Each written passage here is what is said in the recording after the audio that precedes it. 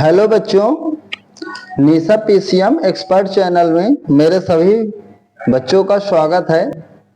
बच्चों, मैं इस चैनल के माध्यम से सीबीएसई बोर्ड क्लास 10th की मैथ्स के बारे में आप लोगों को पढ़ाऊंगा और हम आर.एस. अग्रवाल जो मैथ्स की स्टैंडर्ड बुक है उसको फॉलो करेंगे।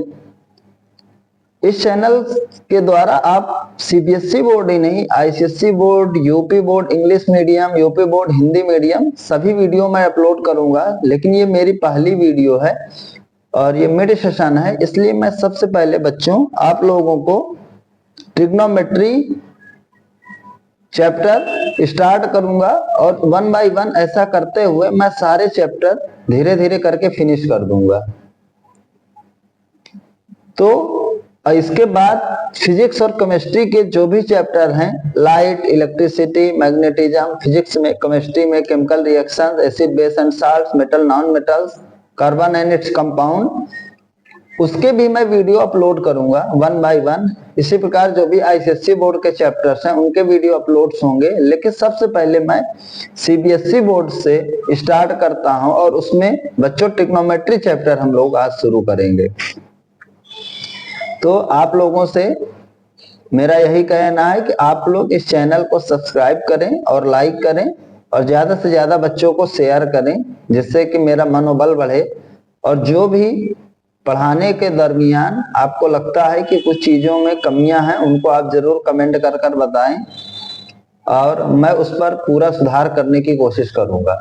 बच्चों, आज मैं आप लोगों के सामने जो भी चैप्टर स्टार्ट करने जा रहा हूं उस चैप्टर का नाम है ट्रिग्नोमेट्री। प्यारे बच्चों, ट्रिग्नोमेट्री चैप्टर स्टडी करने से पहले इससे रिलेटेड कुछ चीजों को मैं आप लोगों को बताने की कोशिश करूंगा। ट्रिग्नोमेट्री में जैसे कि सबसे पहले इस चैप्टर को पढ़ने से पहले सबसे ज्यादा जरूरी मेरे बच्चों रेशियो। जैसे कि आप लोगों ने पढ़ा होगा पिछले दिनों में कि रेशियो क्या होता है। तो अगर मैं अपने सिंपल शब्दों में आपको समझाने की कोशिश करूं कि कोई दो नंबर्स हैं जो कि फ्रैक्शन फॉर्म हैं, उनको हम लोग रेशियो में रिप्रेजेंट कर सकते हैं। जिसका ये मतलब होता है कि जैसे अगर हमारे पास फ्रैक्शन में कोई फ्रैक्शन 2/3 है, इसको मैं रेशियो का ये साइन होता है, 2 डॉट होता है, 2:3 रख सकता हूं।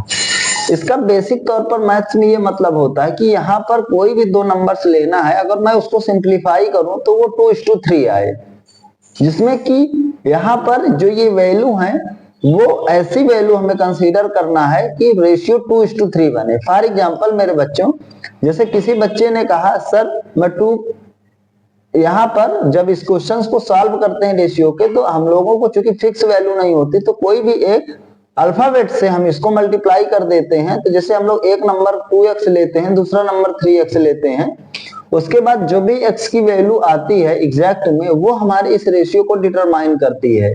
फॉर एग्जांपल अगर x की वैल्यू फिक्स नहीं है तो 1, 2, 3 से लेकर आप इनफाइनाइट तक कुछ भी कंसीडर कर सकते हैं, बट उसकी जो सिंप्लीफाई करने पर वैल्यू है 2:3 ही आना चाहिए। जैसे 1 लोगे तो 2, 3 आएगा, 2 लोगे तो 4, 6 आएगा, x की वैल्यू 3 लेने पर 6, 9 आएगा। लेकिन हर एक बार जब आप सिंप्लीफाई करोगे तो रेशियो 2:3 बनेगा, तो मींस x की इनफाइनाइट वैल्यू है।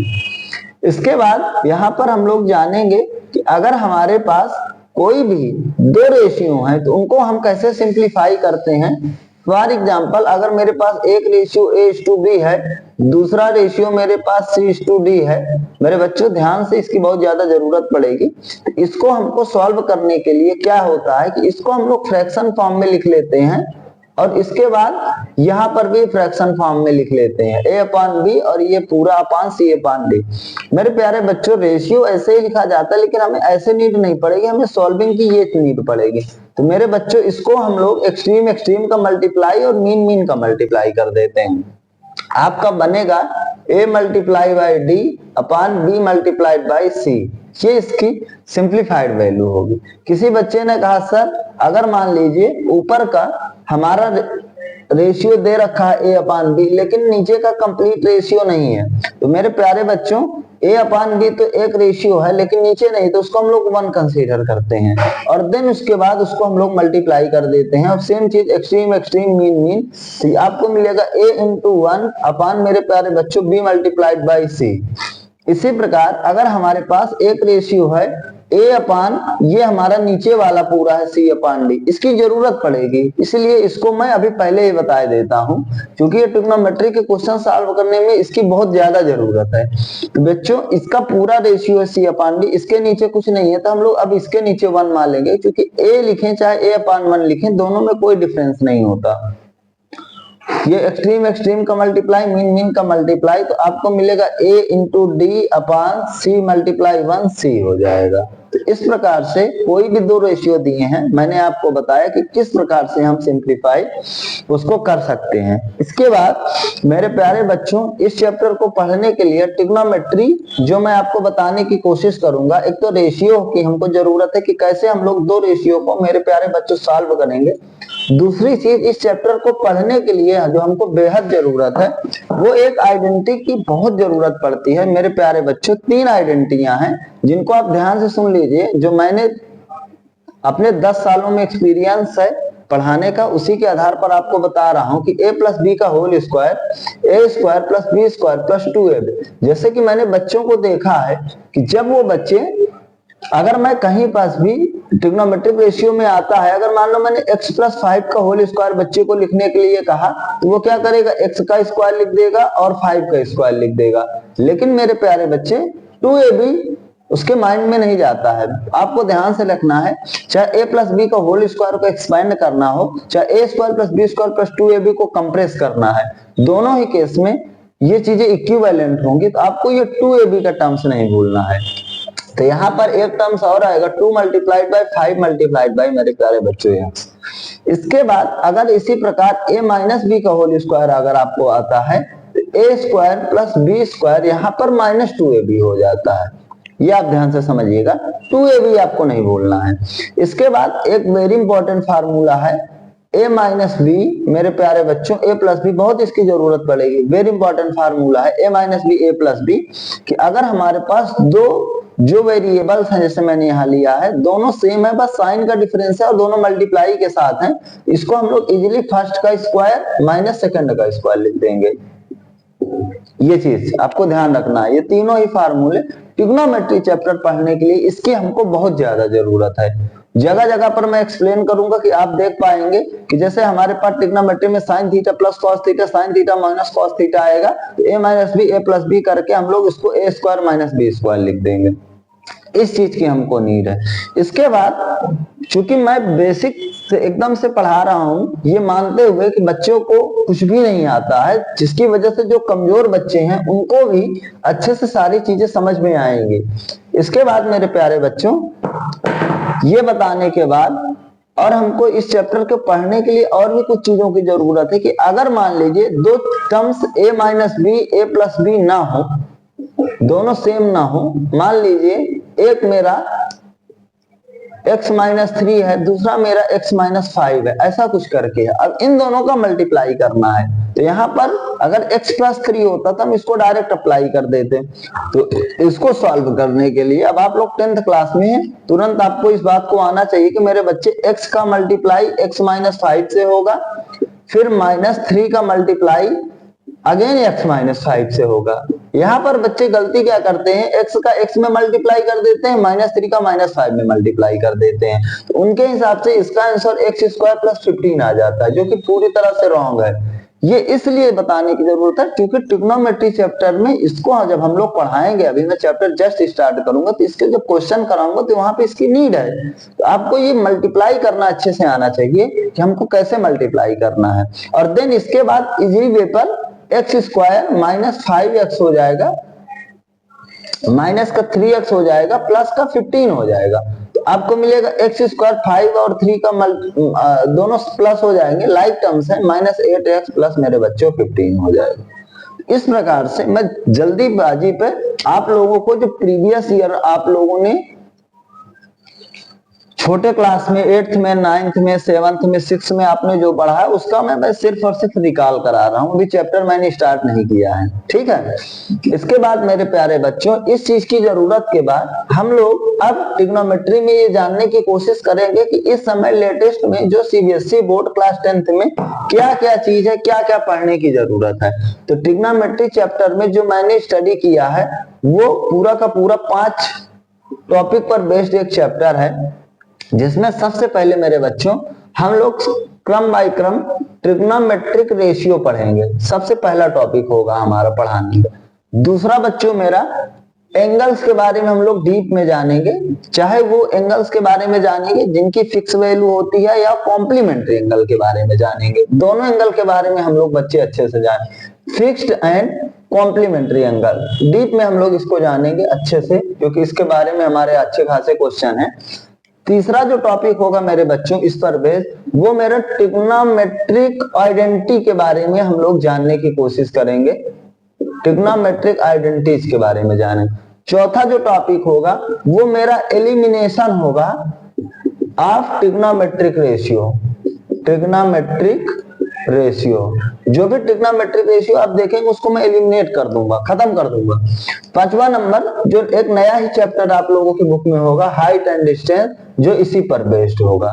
किस प्रकार से मैं 5 चैप्टर्स 5 वीडियो के माध्यम से आप लोगों के सामने फिनिश करूंगा, सो जितना भी इजी पॉसिबल हो सकता है। ये मेरे पढ़ाने का प्रॉपर सीक्वेंस होगा। ज्यादा टाइम को वेस्ट करते ना हुए मैं सबसे पहले आज आप लोगों के ट्रिग्नोमेट्री का जो बेसिक है ट्रिग्नोमेट्रिक रेशियो, उस चीज को मैं स्टार्ट करूंगा और आप लोगों के सामने पढ़ाने की कोशिश करूंगा। मेरे प्यारे बच्चों, आज हम ट्रिग्नोमेट्रिक रेशियो के बारे में जानने की कोशिश करेंगे। क्या होता है ट्रिग्नोमेट्रिक रेशियो? चूंकि देखिए ट्रिग्नोमेट्री पढ़ने से पहले ही उसमें टॉपिक आ गया ट्रिग्नोमेट्रिक रेशियो, इसीलिए मैंने सबसे पहले आप लोगों को रेशियो के बारे में बताया कि रेशियो क्या होता है। अगर कोई रेशियो दिया होता है तो उसको हम लोग किस प्रकार से सिंप्लीफाई करते हैं। ट्रिग्नोमेट्री पढ़ने से पहले हमको सबसे पहले ट्रिग्नोमेट्री चैप्टर में राइट एंगल ट्राइंगल की बहुत जरूरत पड़ती है, तो मैं राइट एंगल ट्राइंगल के बारे में जानने की कोशिश करूंगा मेरे प्यारे बच्चों। तो बच्चों से अगर राइट एंगल ट्राइंगल के बारे में पूछो तो हर बच्चा यही बताता है सर एक ऐसा ट्राइंगल जिसका एक एंगल 90 डिग्री होता है उसको हम लोग राइट एंगल ट्राइंगल के बारे में राइट एंगल ट्राइंगल के नाम से जानते हैं। बिल्कुल यस, लेकिन आपको यहाँ पर कंप्लीट डिफिनीशन पढ़ना है, क्योंकि इस ये बात बोलने से कि एक एंगल 90 डिग्री हो जाता है तो उसे राइट एंगल ट्राइंगल कहते हैं, हमारा टॉपिक क्लियर नहीं होता। यहाँ पर आपको ये बोलना है कि एक एंगल राइट एंगल होगा मतलब 90 डिग्री होगा, तो बाकी के मेरे प्यारे बच्चे जो 2 एंगल बचेंगे वो हमारे एक्यूट एंगल होंगे। एक्यूट एंगल मींस एक ऐसा एंगल जिसकी वैल्यू 90 डिग्री से कम होती है, उसे हम एक्यूट एंगल के नाम से जानते हैं। यहाँ पर ये 2 एंगल जो मार्क है एक राइट एंगल ट्राइंगल ABC में, वो हमारे ये दोनों एक्यूट एंगल कहलाएंगे। अब इसके बाद मेरे प्यारे बच्चों कि हम यहाँ पर एक्यूट एंगल जो हमारे दिए हुए हैं इनके बारे में किस प्रकार से डिस्कशन करेंगे अभी मैं आपको बताऊंगा, लेकिन यहाँ पास मुझे एंगल नहीं पढ़ना, मुझे रेशियो पढ़ना है। तो मुझे इस राइट एंगल ट्राइंगल के साइड के बारे में एक अच्छी जानकारी होना चाहिए। तो मेरे प्यारे बच्चों कोई भी राइट एंगल ट्राइंगल होता है उसमें जो मेरा 90 डिग्री का एंगल होता है उसके सामने की जो साइड होती है वो हमेशा हाइपोटेनियस कहलाती है, हाइपोटेनियस कहलाती है। अब मेरे प्यारे बच्चों बची जो मेरी 2 साइड, एक को आप लोग बेसिक तौर पर जो ये खड़ी होती है इसको बेस कहते हो, जो ये पड़ी होती है उसको जो खड़ी होती है उसको परपेंडिकुलर कहते हो, जो ये पड़ी होती है इसको बेस कहते हो। बट ये चीज जनरली सही है, लेकिन जब हम राइट एंगल ट्राइंगल में ट्रिग्नोमेट्री में पढ़ते हैं तो इस चीज को बेस और परपेंडिकुलर करना बिल्कुल हमारे लिए गलबा हो सकता है, हमारा सारा क्वेश्चन गलत हो सकता है। जैसे कि मेरे प्यारे बच्चों जब मैं एंगल C कंसीडर करूंगा, ये एंगल का साइन होता है C कंसीडर करूंगा, तो जो उसके सामने की साइड होती है उसे हम लोग बच्चे परपेंडिकुलर कहते हैं P, और जो दूसरी साइड बचती है बच्चों उसको हम लोग बेस कहते हैं। ध्यान से सुनिएगा, जो एंगल लेंगे उसके सामने की साइड परपेंडिकुलर, एक दूसरी साइड बेस होती है। 90 डिग्री के सामने की साइड हाइपोटेनस होती है। और जब मैं एंगल A कंसीडर करूंगा तब उस समय जो मेरा एंगल A ये है इसके सामने की साइड BC, तो जो BC होगी अब वो मेरी परपेंडिकुलर होगी मेरे प्यारे बच्चों, और जो दूसरी साइड बचेगी जिसका नाम ए बी होगा वो मेरी बेस होगी। ध्यान से सुन लीजिएगा, जो एंगल हम लोग लेते हैं उसके सामने एक साइड परपेंडिकुलर, बाकी तीसरी साइड बेस होती है। 90 डिग्री के सामने एक साइड हाइपोटेनियस फिक्स होती है। आप लोगों ने इस चीज को ध्यान से समझा होगा कि किस तरह से राइट एंगल ट्राइंगल में अगर 3 एंगल हैं तो किस एंगल के सामने की साइड को हम लोग क्या कंसीडर करते हैं। और इस राइट एंगल ट्राइंगल्स में कोई भी 2 साइड पता है तो तीसरी साइड फाइंड आउट करने के लिए मेरे प्यारे बच्चों हम लोग पाइथागोरस थ्योरम का यूज करते हैं। तो थोड़ा मैं बताने की कोशिश करूंगा कि हाइपोटेनियस, परपेंडिकुलर और बेस तीनों के बीच जो राइट एंगल ट्राइंगल्स में ही ये थ्योरम इन्वॉल्व होती है उसका नाम मेरे प्यारे बच्चों पाइथागोरस थ्योरम होता है। पाइथागोरस थ्योरम, पाइथागोरस थ्योरम मेरे प्यारे बच्चों कहती है कि अगर आप एक राइट एंगल ट्राइंगल ले लो, उसमें हाइपोटेनियस का स्क्वायर कर दो जो कि सबसे बड़ी साइड होती है, क्योंकि जो बड़ा एंगल होगा उसके सामने की साइड सबसे बड़ी होगी, बाकी जो 2 साइड हैं परपेंडिकुलर हो गया और जो तीसरी साइड हमारी बेस हो गया उसके स्क्वायर के सम के मेरे प्यारे बच्चों इक्वल होती है। ध्यान से सुनिएगा, हाइपोटेनियस का स्क्वायर इक्वल टू परपेंडिकुलर का स्क्वायर प्लस बेस का स्क्वायर। ये मतलब अगर राइट एंगल होगा तो ये चीज वेरीफाई होगी पाइथागोरस थ्योरम। अगर पाइथागोरस थ्योरम वेरीफाई होगी तो वो ट्राइंगल राइट एंगल ट्राइंगल ही होगा। ये भी ध्यान से सुनिएगा, दोनों चीजें कन्वर्स भी ट्रू है, सीधा भी ट्रू है। राइट एंगल होगा तो पाइथागोरस थ्योरम वेरीफाई होगी, पाइथागोरस थ्योरम वेरीफाई होगी तभी ये पॉसिबल होगा जब मेरा ट्राइंगल राइट एंगल ट्राइंगल होगा। आप ध्यान से समझिएगा। इसके बाद अब मैं राइट एंगल ट्राइंगल के बारे में जानकारी देने के बाद अब आपको जो मेरा पहला टॉपिक है ट्रिग्नोमेट्रिक रेशियो, उसके बारे में आपको बहुत अच्छे से बताने की कोशिश करूंगा क्या होता है। तो मैं ट्रिग्नोमेट्री में पहला टॉपिक जो आप लोगों को पढ़ाऊंगा ट्रिग्नोमेट्रिक रेशियो, इसके बारे में मैं बताऊंगा क्या होता है। बहुत सिंपल सा टॉपिक है, ठीक है, हम लोग तेजी से पढ़ने की कोशिश करेंगे। ट्रिग्नोमेट्री जिसका अगर हम लोग इसको थोड़ा सा अपने समझने के लिए, कहीं इसका ब्रेकिंग पार्ट नहीं दिया हो कैसे टूटता है, लेकिन हम लोग अपने सिंपल भाषा में समझने के लिए इसको तोड़ेंगे तो आप लोग देख पाएंगे ट्राई प्लस ज्योमेट्री, मतलब मैथ्स में एक ऐसी टॉपिक जिसमें 3 चीजों की ज्योमेट्री होती है उसको ट्रिग्नोमेट्री कहते हैं। वो 3 चीजें क्या होती हैं सारे बच्चे सुन के रखे होते हैं। वो ट्राई जो 3 चीजें क्या हैं आप लोगों को पता होगा, जनरली हम लोग तुरंत बोलते हैं साइन, कास और टेन। अब बच्चे साइन, कास और टेन का अपना खुद का एक एग्जिस्टेंस कुछ भी नहीं होता है जब तक कि इनके साथ कोई एंगल नहीं ऐड होता है। मतलब हमको इनके साथ एंगल लेना है तब साइन कुछ वैल्यू देगा, कास कुछ वैल्यू देगा, टेन कुछ वैल्यू देगा। इसी वजह से साइन के बाद चाहे कास के बाद चाहे टेन के बाद हमको हमेशा मेरे प्यारे बच्चों एंगल लिखा हुआ बुक्स में या जहां कहीं भी क्वेश्चन आएंगे वो दिखाई देंगे। अब एंगल फिक्स एंगल हो सकता है 1 डिग्री 0 डिग्री से लगाकर इनफाइनाइट तक कुछ भी हो सकता है, या एंगल मेरा वेरिएबल हो सकता है। जैसे किसी ने कहा सर मैं 2 डिग्री लेना चाहता हूं तो भाई तुम ले लो, साइन 2 डिग्री हो जाएगा, कास 2 डिग्री हो जाएगा, टेन 2 डिग्री हो जाएगा। लेकिन अगर किसी ने कहा सर मैं एंगल x डिग्री लेना चाहता हूं तो आप ले लीजिए, साइन x डिग्री हो जाएगा, कास x डिग्री हो जाएगा, टेन x डिग्री हो जाएगा। तो मींस कुछ भी एंगल हो सकता है, यहाँ पे वेरिएबल्स हो सकते हैं। या जैसे हमारे पास बुक में बार बार आपको ये वर्ड मिलेगा जिसका नाम थीटा होता है, एक और रिप्रेजेंटेशन मिलेगा जिसका एंगल का नाम फाई होता है। तो इस तरह से कई सारे एंगल्स आपको देखने को मिलेगा। लेकिन क्लास 10th में इस समय थीटा, फाई और ये कुछ फिक्स एंगल 0 डिग्री, 30, 45, 60, 90 और कुछ कॉम्प्लीमेंट्री एंगल्स आपको दिखाई देंगे जो कि सिर्फ और सिर्फ आपके इतने ही सिलेबस में प्रेजेंट टाइम में एग्जिस्ट करते हैं। तो आप लोगों ने समझा कि वो 3 चीजें साइन, कास, टेन होती है और साइन, कास, टेन का अपना इंडिपेंडेंट अगर हम लोग इसको लिख दें तो इसका कोई एग्जिस्टेंस नहीं होता, इसके साथ एंगल होता है और तब उसके बाद हम लोग इनकी वैल्यू रेशियो के फॉर्म में फाइंड आउट करते हैं। ओके, अब इसके बाद मेरे प्यारे बच्चों मैं कुछ और बताने की कोशिश करूंगा। यहाँ पे बार बार आपको एंगल लिखा हुआ मिलेगा साइन थीटा, क्योंकि साइन कभी नहीं मिलेगा आपको सिर्फ और सिर्फ साइन, कॉस थीटा लिखा हुआ मिलेगा, टेन थीटा लिखा हुआ मिलेगा, sine phi, cos phi, tan phi, ऐसा करके एंगल के साथ ये ट्रिग्नोमेट्रिक रेशियो आपको लिखते हुए नजर आएंगे। इसके बाद मेरे प्यारे बच्चों अगर मैं एक राइट एंगल ट्राइंगल लेता हूं और उसमें मैं साइन, कास, टेन के बारे में आपको बताने की कोशिश करता हूं कि ये इनकी वैल्यू क्या होती है।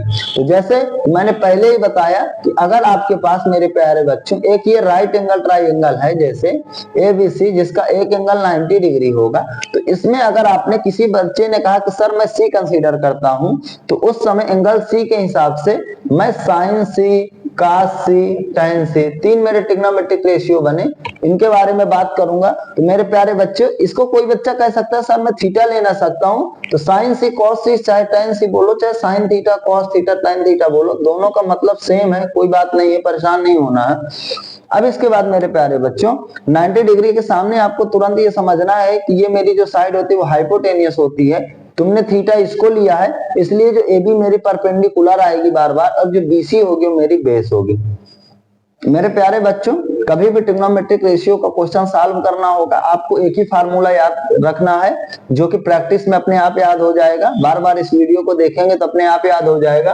पीबीपी अपान एचएचबी, आपको इसको अपने कॉपी पर साइड में लिख लेना, PVP upon HHB. P represent perpendicular, B represent base, H represent hypotenuse. जो भी ट्रिग्नोमेट्रिक रेशियो है इनको 1 बाय 1 लिख लेना है, साइन, इसके बाद कॉस, इसके बाद ये tan, साइन कॉस tan। अब इसके बाद आप साइन देख रहे हैं कि P अपान H होता है, मतलब राइट एंगल ट्राइंगल में जो साइन थीटा का भी लिखना होगा तो परपेंडिकुलर और हाइपोटेनस का रेशियो लिख लेंगे, इसका ये मतलब आया। तो मतलब जो साइन थीटा की वैल्यू आई मेरे प्यारे बच्चों, वो परपेंडिकुलर बटे हाइपोटेनस आई। इसके बाद अगर कॉस थीटा लोगे, तो जैसे हमने कॉस थीटा या कॉस सी लिया, तो उस समय थीटा B अपान H हुआ, बेस अपान हाइपोटेनस। तो आप कॉस थीटा लिख लोगे मेरे प्यारे बच्चों, बेस अपान हाइपोटेनस लिख लोगे। tan थीटा देख रहे हो P अपान B है, तो परपेंडिकुलर अपान बेस हो जाएगा, तो tan थीटा हमारा परपेंडिकुलर अपान बेस हो जाएगा। इस तरह से मैं तीन ट्रिग्नोमेट्रिक रेशियो जो साइन कॉस tan है, उसकी राइट एंगल ट्राइंगल में फिक्स वैल्यू क्या होती है in the form of the ratio, इसके बारे में मैंने आपसे अभी डिस्कशन किया। इसके बाद मेरे प्यारे बच्चों कि साइन कॉस tan तो होते ही हैं, तीन ट्रिग्नोमेट्रिक रेशियो ऐसे होते हैं जो इन तीनों के रेसिप्रोकल होते हैं। जैसे अगर मैं साइन के रेसिप्रोकल की बात करूं तो उसको हम लोग कोसेक बोलते हैं, तो नीचे लिख लेंगे। रेसिप्रोकल मतलब कि दोनों का मल्टीप्लाई करें तो 1 आए। कॉस का जो रेसिप्रोकल होता है मेरे प्यारे बच्चों सेक होता है, और tan का रेसिप्रोकल मेरे प्यारे बच्चों कॉट होता है। तो अगर आप लोग कोसेक लिखना चाहें जैसे साइन, तो साइन का रेसिप्रोकल कर देंगे, कोसेक H अपान P होता है। तो मेरे प्यारे बच्चों अगर मैं यहां लिखूं कोसेक थीटा की वैल्यू, अगर मुझसे पूछेगा तो मैं हाइपोटेनस अपान परपेंडिकुलर का रेशियो लिखूंगा। अगर मैं सेक थीटा को लिखना चाहूंगा तो मैं मेरे प्यारे बच्चों हाइपोटेनियस अपान बेस लिखूंगा। कोसेक H अपान P है, सेक H अपान B है। आप देख सकते हैं जैसे लिखा है हमें वैसे ही इसको बिल्कुल सेम कॉपी कर देना है। कॉट लिखेंगे तो B अपान P हो जाएगा, तो कॉट थीटा की वैल्यू हमारी बेस अपान परपेंडिकुलर हो जाएगी। आपने देखा कि तीन हमारे मेन ट्रिग्नोमेट्रिक रेशियो थे, तीन उनके रेसिप्रोकल थे, ओवरऑल 6 ट्रिग्नोमेट्रिक रेशियो दिए हैं। यहाँ पर कोई भी एक हमको देकर 5 पूछा जा सकता है आपके एग्जाम में। तो इस किस प्रकार से हम लोग इसको सॉल्व करेंगे, इसको मैं आने वाले जो भी मेरी बुक RS अग्रवाल होगी उसका जो चैप्टर होगा उससे मैं कवर करा दूंगा। आपको बस ये जानना है कि sine cos tan, cosec sec cot, trigonometry के चैप्टर में इनका क्या इंपॉर्टेंस होता है और ये किन किन चीजों का रेशियो होता है। अभी भी ये खत्म नहीं होता हुआ, अभी मैं और कुछ बताने की कोशिश करूंगा इसमें। जैसे कि आप लोगों ने अभी बच्चे बोला कि अगर साइन का रेसिप्रोकल कोसेक होता है, या किसी बच्चे ने ये कह सकता है कि कोसेक का रेसिप्रोकल साइड होता है। इसका ये मतलब होता है मेरे प्यारे बच्चों कि आप अगर साइन का रेसिप्रोकल कोसेक, कोसेक का रेसिप्रोकल साइन बोल रहे हो, तो जो साइन थीटा और कोसेक थीटा होता है उन दोनों का मल्टीप्लाई हमेशा 1 होता है। रेसिप्रोकल की डिफिनीशन होती है कि दोनों का जो मल्टीप्लाई होता है वो 1 होता है। तो अगर आप यहाँ पर बच्चे कोसेक थीटा की वैल्यू फाइंड आउट करना चाहोगे तो आपको मिलेगा 1 अपान साइन थीटा। जैसे देख पा रहे हैं मल्टीप्लाई डिवाइड में चला जाता है, वेरी इंपॉर्टेंट फार्मूला है। देखने में आपको सरल लगेगा लेकिन इसका यूज बहुत ज्यादा है। सेम इसी प्रकार कास और का रेसिप्रोकल सेक है या सेक का रेसिप्रोकल कास है। तो मेरे प्यारे बच्चों cos theta multiplied by sec theta, इसका जो मल्टीप्लीकेशन होगा वो 1 होगा। तो उसी प्रकार अगर आप सेक थीटा को लिखना चाहोगे तो 1 अपान कास थीटा होगा। ये आपको ध्यान रखना है, वेरी इंपॉर्टेंट है, इसकी मुझको बहुत जरूरत पड़ेगी। इसी प्रकार tan का रेसिप्रोकल कॉट होता है, तो tan theta into cot theta, जो दोनों का मल्टीप्लीकेशन आ जाएगा मेरे प्यारे बच्चों 1 आ जाएगा। तो यहां से ये मतलब है कि अगर मुझे साइन थीटा 2 अपान 5 है तो मैं कोसेक थीटा लिख दूंगा 5 अपान 2। कॉस थीटा मेरा 3 अपान 4 है तो मैं सेक थीटा लिख दूंगा 4 अपान 3। तो कोई भी एक पता है तो उसकी वजह से मैं दूसरे को इजीली फाइंड आउट कर सकता हूँ। तो ये मेरे दो इंपॉर्टेंट है, ये भी इंपॉर्टेंट है, 10 मल्टीप्लाइड बाई काट, इनका क्या रोल है जैसे मैं आपको बताने की यहाँ पे कोशिश करूंगा तो आपको समझ में ये आएगा। जैसे कि अभी जब कॉम्प्लीमेंट्री एंगल का मैं चैप्टर आपको पढ़ाऊंगा तो बहुत अच्छे अच्छे क्वेश्चन मिलेंगे। आपको यहाँ ध्यान ये रखना है कि दोनों एंगल सेम होना चाहिए। जैसे मैं ये कह रहा हूँ कि बच्चे अगर साइन 2 डिग्री की वैल्यू पूछे, कोई मल्टीप्लाइड बाई कोसेक 2 डिग्री की वैल्यू पूछे, तो आपका आंसर होगा सर यहाँ पर थीटा मेरा 2 डिग्री है, दोनों का सेम है, तो इन दोनों एक दूसरे के रेसिप्रोकल होते हैं तो इसकी वैल्यू 1 हो जाएगी। इस तरह से इसका हम लोग रोल अपने क्वेश्चंस में यूज करेंगे। लेकिन अगर किसी बच्चे ने बोला कि sir sine 2 degree multiplied by cosec 22 degree, अब देखिए यहाँ पर दोनों एंगल अलग अलग हैं, एक 2 है और एक 22 डिग्री है, तब कभी भी इन दोनों का मल्टीप्लाई 1 नहीं होगा। यहाँ पर जब ये दोनों एंगल सेम होंगे 2 डिग्री तब उसका मल्टीप्लाई 1 होगा, ये आपको ध्यान रखना है। ये रेसिप्रोकल में यहाँ पर थीटा हमारा सेम होना चाहिए। इसके बाद मेरे प्यारे बच्चों यहाँ पर आप देख पाएंगे कि अगर साइन थीटा और कॉस थीटा का एक रेशियो आप लोगे, साइन थीटा और कॉस थीटा का, तो आप देख पाओगे कि साइन थीटा हमारा P अपान H होता है, उसको रख दो, कॉस थीटा अपान B अपान H होगा, उसको रख दो, तो आपको एक नया फार्मूला मिलता हुआ नजर आएगा। अब यहाँ पे दो रेशियो हैं, देखिए दोनों को अगर आप सिंप्लीफाई करोगे, ऊपर multiply extreme extreme mean mean, तो ये बनेगा मेरे प्यारे बच्चों P multiplied by H upon B multiplied by H। तो यहाँ पर बच्चों S से H कैंसिल हो जाएगा, तो ये बचेगा P अपान B। अब P अपान B जो होता है वो tan थीटा होता है। वेरी इंपॉर्टेंट फार्मूला है, जो कि tan थीटा की वैल्यू होती है sin theta upon cos theta. Very important, बार बार हमको इसकी जरूरत पड़ेगी मेरे प्यारे बच्चों कि tan थीटा को हम लोग लिखेंगे बहुत आसानी से sin थीटा बटे cos थीटा लिखेंगे। उसी प्रकार से चूंकि tan cot का रेसिप्रोकल है, तो जब अगर कोई बच्चा कहेगा कि सर cot थीटा की वैल्यू कितना होगी, तो आप कह दोगे sir cos theta upon sin theta होगी। ये आपको ध्यान रखना है।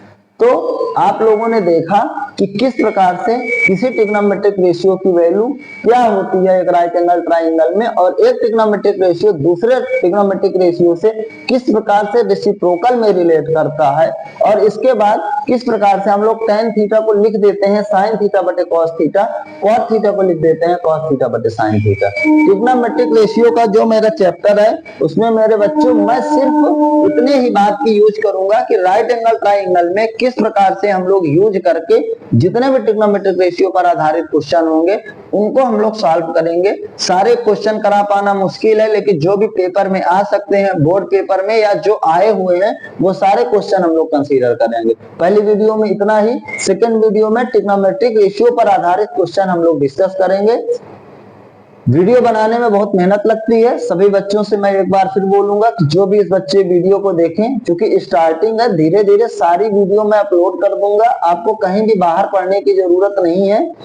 1 बाय 1 करते हुए आप चैनल को सब्सक्राइब करें, लाइक करें, जो भी वीडियो में कमी नजर आती है उस कमी को आप जरूर कमेंट करके बताएं, हम पूरी कोशिश करेंगे कि वो कमी आपको दूर दिखती हुई नजर आए। Thank you.